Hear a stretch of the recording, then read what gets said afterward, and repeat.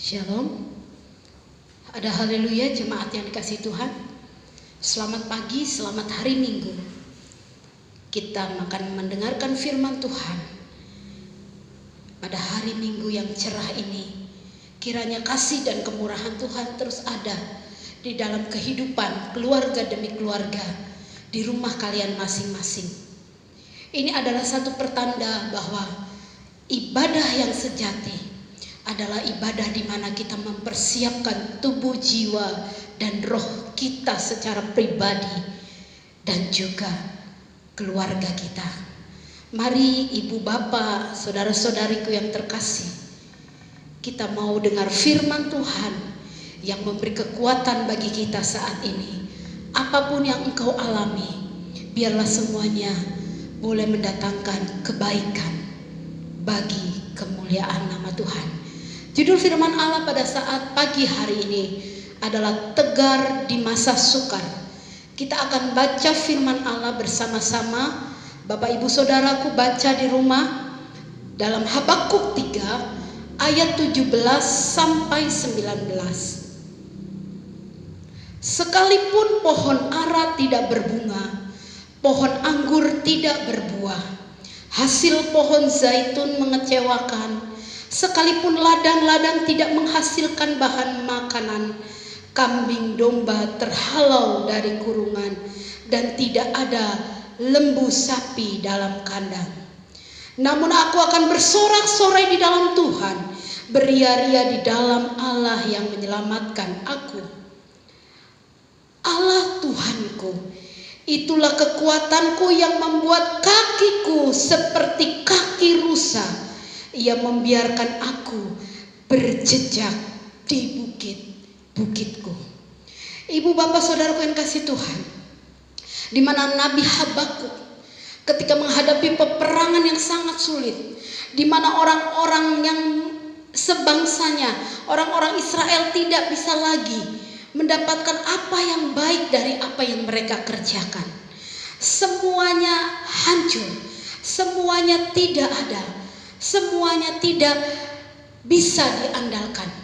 Dikatakan tadi di ayat yang ke-17, sekalipun pohon ara tidak berbunga, pohon anggur tidak berbuah, hasil pohon zaitun mengecewakan.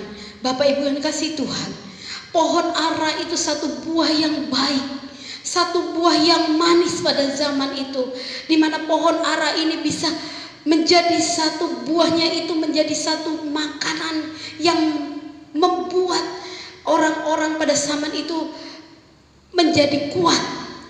Dan anggur, pohon anggur adalah gambaran sebuah buah yang penuh dengan sukacita.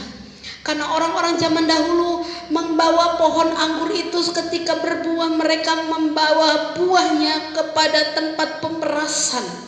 Di situ ada dapat minuman yang menghangatkan, minuman sebagai kebutuhan bagi orang-orang zaman itu, yaitu anggur.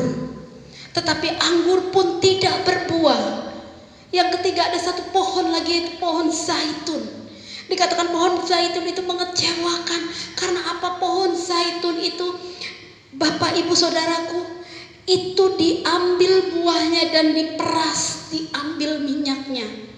Minyak zaitun itu bisa untuk terapi. Minyak zaitun itu bisa untuk lampu, menyalakan lampu. Dan minyak zaitun itu sangat berguna pada zaman dahulu. Sekalipun ladang-ladang tidak menghasilkan bahan makanan. Ini bukan berarti orang Israel tidak bekerja pada zaman Nabi Habakuk.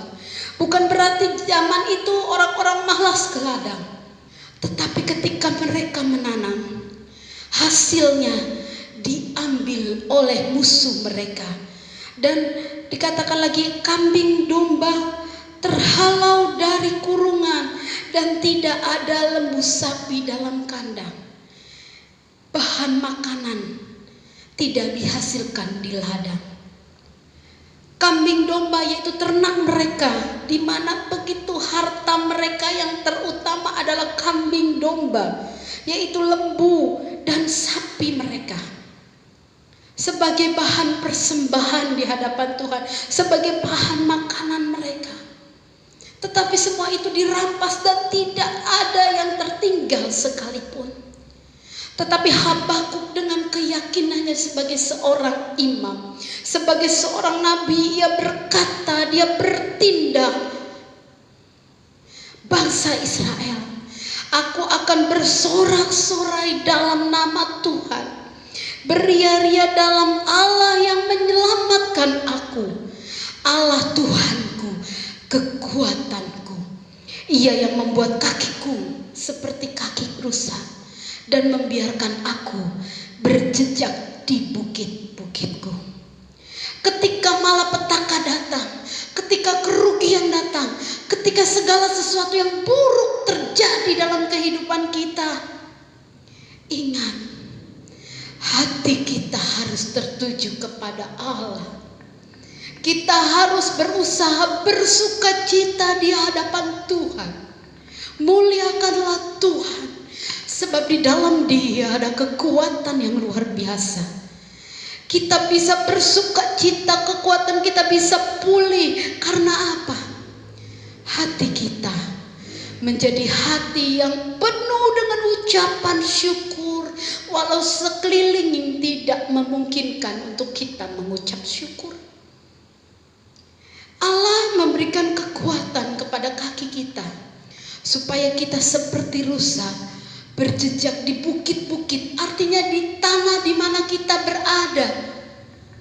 Tuhan beri kekuatan untuk kita tetap ada di situ. Sebab apa yang terjadi, ibu bapak yang dikasih Tuhan dan saudaraku, pembelaan Tuhan nyata dalam kehidupan orang-orang yang dikasihinya. Kita akan baca di dalam Habakuk pasal yang kedua, ayat yang ke-14. Habakuk pasal 2 ayat yang ke-14. Di sini firman Allah dikatakan, sebab bumi akan penuh dengan pengetahuan tentang kemuliaan Tuhan seperti air yang menutupi dasar laut. Bapak Ibu yang kasih Tuhan, ketika penderitaan datang, kekurangan datang, bencana datang, ada janji Tuhan bahwa bumi akan penuh dengan kemuliaan Tuhan.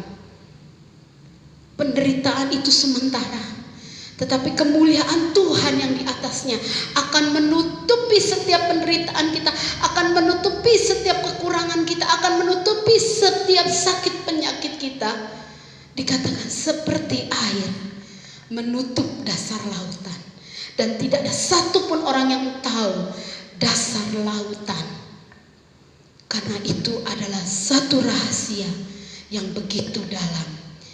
Kita akan baca di dalam Habakuk 2 pasal 20. Habakuk pasal yang kedua ayat yang ke-20. Demikian firman Tuhan, tetapi Tuhan ada di dalam bait-Nya yang kudus, berdiam dirilah di hadapannya, ya segenap bumi. Ini firman yang memberi kekuatan bagi kita bahwa Tuhan ada di dalam bait-Nya. Bait-Nya itu bukan gereja secara gedung, bait-Nya itu bukan perkumpulan, bait-Nya itu bukan satu momen atau satu KKR atau suatu ibadah yang besar. Bapak Ibu Saudaraku, bait Tuhan adalah hidup kita. Amin. Bait Tuhan adalah tubuh, jiwa dan roh kita. Inilah bait Tuhan. Di masa sekarang Tuhan memberikan kita bahwa kita harus berdiam diri di hadapannya, ya segenap bumi. Artinya apa? Ketika masalah ini hadir, ketika virus corona hadir di muka bumi ini, Tuhan menyelamatkan bait-Nya, yaitu saya dan saudara. Tuhan memberikan janjinya bahwa engkaulah bait Tuhan yang kudus. Berdiri, berdiam dirilah. Jangan keluar rumah, berdiam dirilah. Karena Tuhan mau memulihkan segenap bumi. Tuhan Yesus memberkati firman Tuhan yang begitu singkat. Biarlah Roh Kudus memberikan kita pengetahuan yang luar biasa akan firman ini. Mari kita berdoa. Terima kasih Tuhan, di minggu pagi ini kami bersyukur kepadamu. Engkau kembali mengingatkan kami bahwa segala sesuatu dari Engkau, segala sesuatu untuk Engkau, dan bagi kemuliaan nama Tuhan. Terpujilah namamu Tuhan. Berkati seluruh jemaatmu yang sudah mendengar firman-Mu, memberi kekuatan, memberikan penghiburan, memberikan sukacita. Apapun mereka butuhkan saat ini, Engkau mengadakan. Bahkan sembuhkanlah kami dari sakit penyakit kami. Sembuhkanlah bangsa ini dari virus corona, supaya bangsa ini boleh melihat kemuliaan Tuhan, bagaikan kemuliaan air yang menutupi bumi. Di dalam nama Tuhan Yesus Kristus kami imani setiap firman-Mu. Haleluya. Amin.